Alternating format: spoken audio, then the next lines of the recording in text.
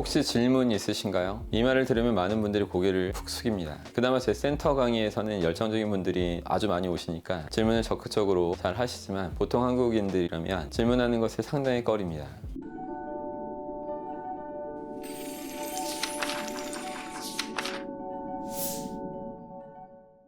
버락 오바마가 한국 기자들한테 질문 기회를 주었는데 아무도 대답하지 않아서 중국 기자한테 기회가 돌아간 건 질문을 피하는 한국인의 성향을 나타내는 유명한 일화예요. 생각해보면 참 이상하죠. 상식적으로는 1시간이 넘는 강의를 들었는데 궁금한 점이 하나도 없을 수는 없을 겁니다.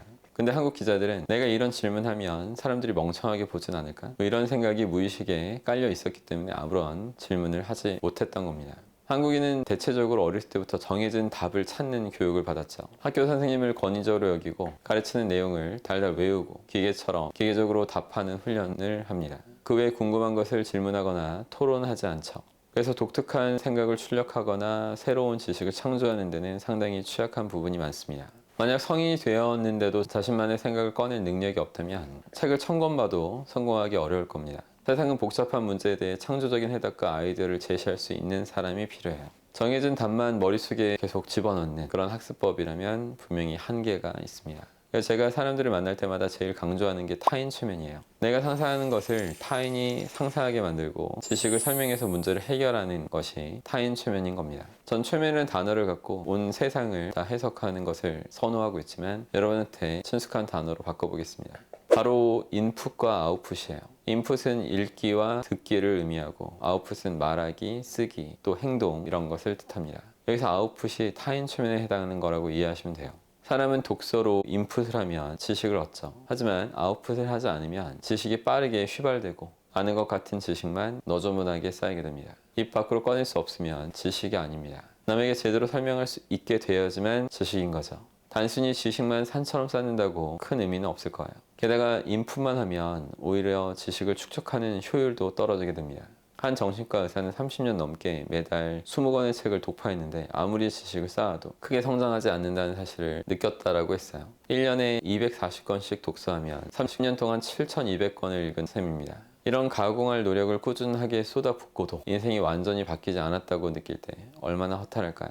다행히 그 정신과 의사는 아웃풋 중심으로 생각을 전환했고 수많은 사람들한테 자신의 지식을 널리 알렸고 출간된 도서의 총 판매 부수가 50만 부를 돌파하게 돼요. 그래서 그 모든 외부 조건들이 싹 다 바뀌게 되죠. 아웃풋 할 때 인풋의 효율이 비로소 기하급수적으로 높아지게 됩니다.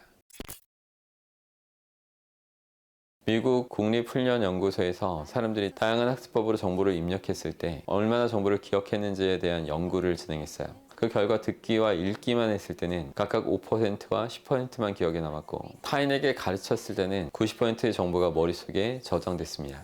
인풋만 해서는 머릿속의 지식을 안착시키는 것이 쉽지 않다는 거죠. 그렇기 때문에 책을 1000권 읽은 사람이 책 100권 읽은 사람보다 반드시 우월하리란 보장이 없는 겁니다. 성공은 평소에 누가 더 아웃풋을 많이 해왔는지에 달려있다고 할 수 있죠. 여러분이 어떤 분야에서 탁월한 수준의 지식을 쌓았다 할지라도 이마에 전문가라고 이렇게 붙이고 새기고 다니는 사람은 없을 거예요. 입을 열어서 전문 지식을 설명하기 전까지는 그 누구도 관심을 기울이지 않을 겁니다. 그러니 언제나 적극적으로 지식을 설명하고 남들에게 당당하게 드러내셔야 돼요. 저 역시 20대부터 기회가 생길 때마다 사람들한테 제가 갖고 있는 지식을 설명했고 이제는 한번 강의할 때 10시간이 넘는 강의를 그냥 청산유수로 할 수 있게 된 경지에 올라 있습니다. 그러면 지금부터 아웃풋 수준을 끌어올릴 수 있는 간단한 방법을 소개해 볼게요. 우선 궁극적인 목표는 타인에게 정당한 대가를 받고 지식을 전달하는 수준까지 올라가는 겁니다. 하지만 첫 수에 배부를 수 없는 거니까 쉬운 단계부터 밟아 나가시면 돼요. 일단 모든 사람들과 나누는 대화가 지식을 아웃풋하는 과정이라고 그렇게 인식을 전환시켜 놓는 겁니다. 과거에는 아무 고민 없이 무의식적으로 이야기했다면 이제는 짧게라도 의도와 전략을 갖고 말하는 거죠. 예를 들어서 영화를 한 편 봐도 진짜 재밌다 이런 무미건조한 감상평을 늘어놓는 게 아니라 스토리를 요약해 볼 수 있고 느낀 점을 지인에게 자세히 설명할 수도 있을 거예요. 호텔에서 청소하는 분들한테 일이 단순히 노동이 아닌 운동이라고 생각을 전환시켰을 때 칼로리 소모량이 늘어나는 실험처럼 평소 하는 모든 대화가 지식을 아웃풋하는 과정이라고 인식을 전환시켜 지식을 활용하는 능력이 아주 제대로 향상될 수 있을 겁니다. 그리고 말할 때는 기본적으로 심플하고 명확한 게 좋아요. 결론부터 이야기하고 그 이유를 부연 설명하는 쪽으로 가십시오. 단순한 개념 같지만 많은 분들과 이야기하다 보면 기본을 지키지 않아서 중언하고 부언하는 경우가 아주 허다합니다. 지식을 평소에 남들한테 설명하는 습관을 기르면 인풋의 효율성이 차원이 달라지게 높아집니다. 그러니까 기회가 된다면 언제든지 갖고 있는 지식을 설명해 보십시오.